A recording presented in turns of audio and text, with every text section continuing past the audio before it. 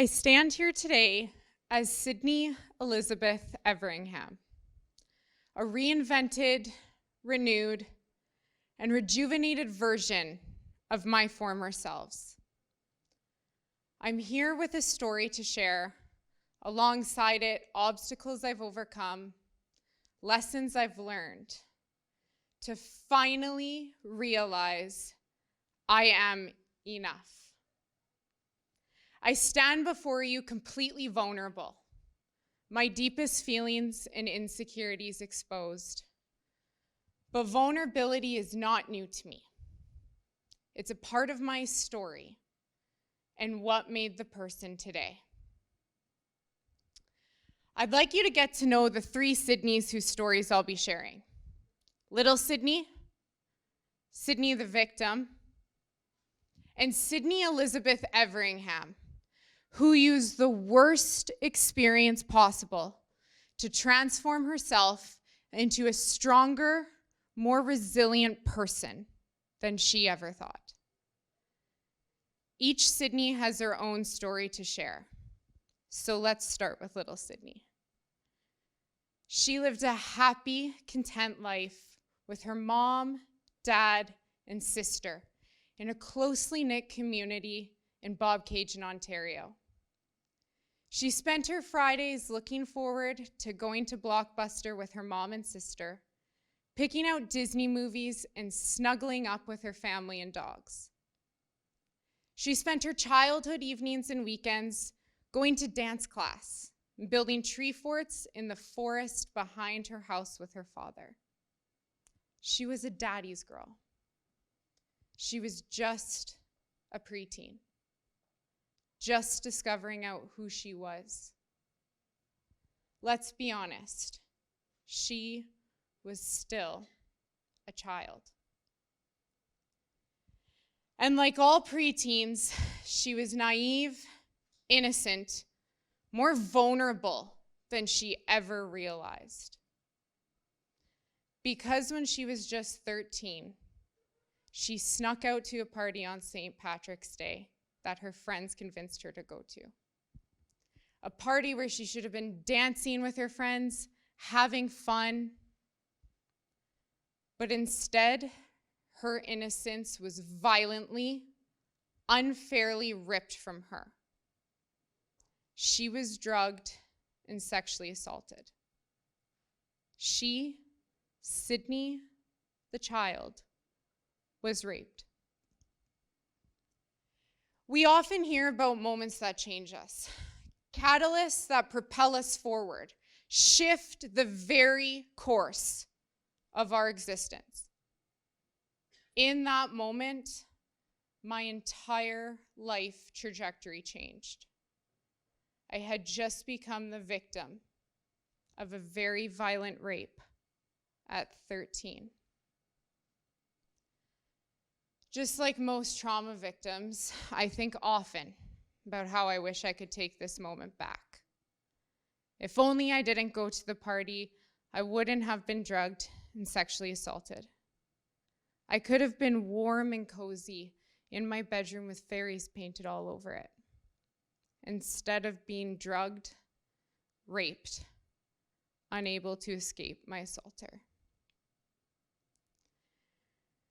As trauma victims, we obsess over how it could be different. Every second, every minute, every moment. And we know we can never take those moments back. We never can. We never can. Sydney, before the rape, had been unwillingly thrusted into an ugly, horrific, judgmental world of Sydney after the rape at merely 13 years of age. And if that didn't break her enough, doing the right thing would. She reported it, gave accounts to police, did a rape kit, and even testified. You would think after doing the right thing, she would gain sympathy, validated even.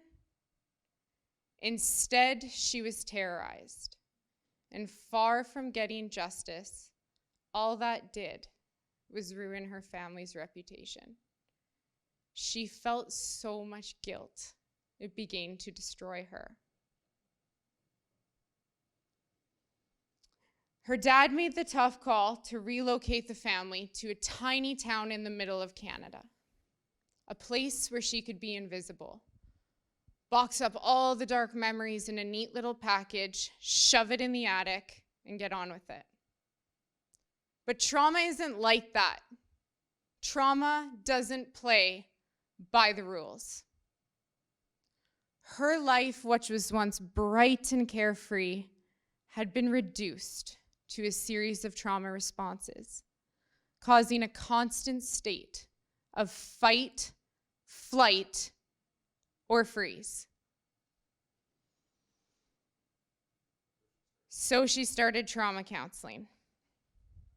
It was a long journey of emotional rehabilitation, a long journey to replace material items into meaningful experiences, to reappreciate the simplest, most basic things in life, and to find empathy and forgiveness.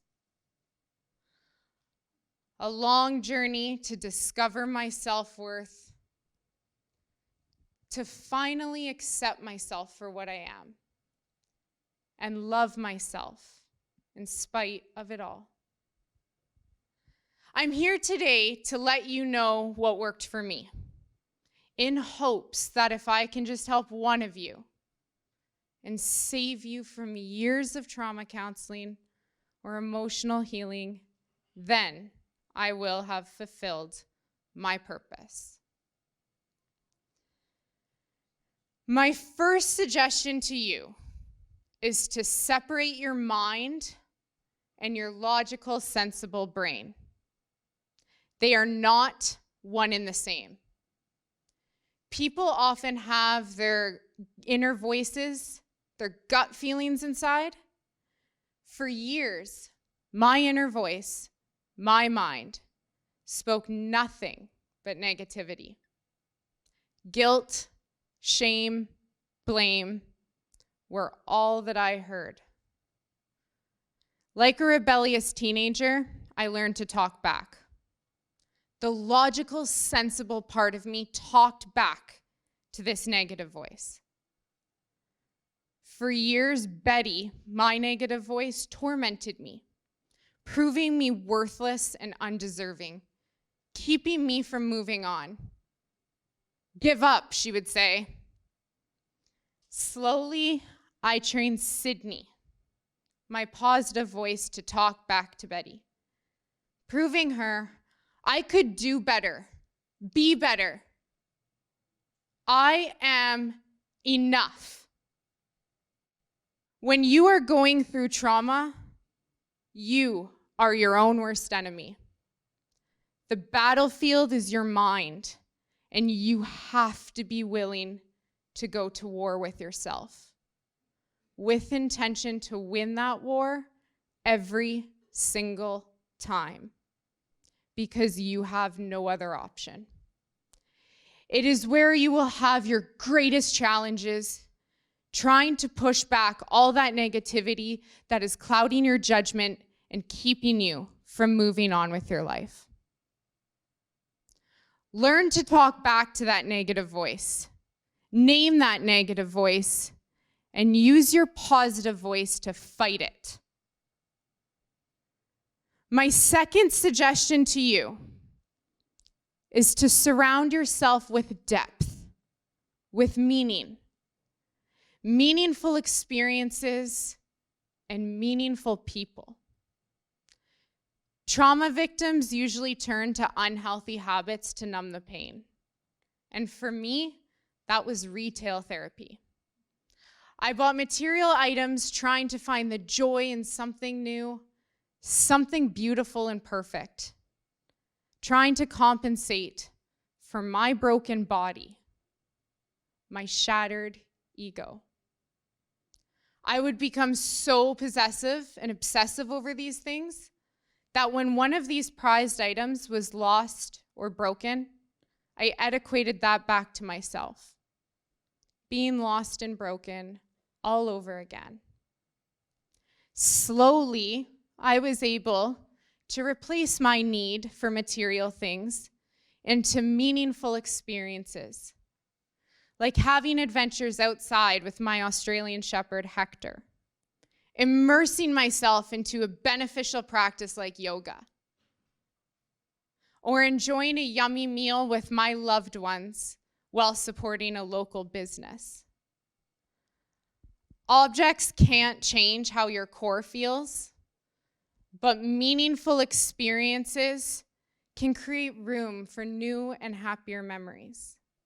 Supportive people can enrich your lives in ways that material things could never. You can't heal at the bottom of a bottle, find happiness at the end of a line, or with a maxed out credit card. Finally, the most purposeful thing that you can do as a trauma victim is to forgive. The healing starts with forgiveness. Not because they deserved it, but because you deserve it. You deserve peace. You deserve to move on. 17 counselors in, and I was barely keeping my head above water, trying to manage my trauma and triggers, trying to cope with life. The 18th counselor made me realize that the healing starts when I can empathize and forgive. And to do that, I had to face the very thing I was trying to avoid, trying to overcome, trying to sidestep all along. I had to relive that trauma. I had to feel that trauma. My counselor helped me reprogram my mind so I could gain perspective, so I could find empathy, so I could forgive. That's the story of Sydney before the rape, Sydney after the rape, and me, Sydney Elizabeth Everingham, who stands here in the color army green, the color I was raped in and couldn't wear for years. But today, I confidently stand before you on the TEDx stage sharing my story. Now this color is a symbol of my strength, my resilience. I am no longer trapped by the scared, guilt-ridden, trauma-plagued victim. Today, I am a 24-year-old who has forgiven the ugly evil in humanity and want to help others see that there is light. I am a 24-year-old who deserves everything I have: my home, my real estate business, my loving partner, and my circle of people. I am a 24-year-old who can finally accept I am whole, I am worthy, I am loved, I am enough. I can't go back and tell my 13-year-old self this. I can do the next best thing. I can tell everyone else, just like me back then, every scared, guilt-ridden, trauma-plagued victim, know that your feelings and emotions are valid. Know that you will be loved, and you will love yourself in time. You are enough. You are strong and empowered, and you don't have to carry this burden anymore. Thank you.